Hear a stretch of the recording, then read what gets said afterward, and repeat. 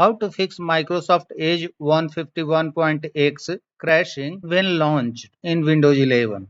Hello friends, Microsoft Edge version 151.x is crashing after it is launched on Windows such as Windows 11 and Windows 10.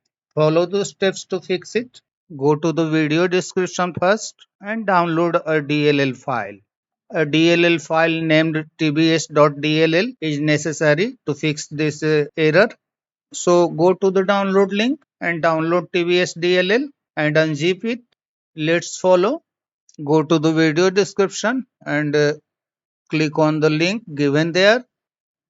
The zip file will be downloaded in your default browser. Once downloaded, unzip the file, copy tbs.dll. Now go to this PC, C drive, program files x86, then go to Microsoft, then go to Edge, then open the application folder. Paste the DLL file here. Click on continue on the confirmation pop-up. Once pasted, we will have to paste the same file in one another folder. For this,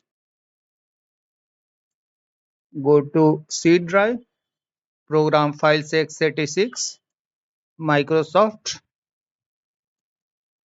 Edge Web View, open the application folder and open the version folder. Also paste here the file,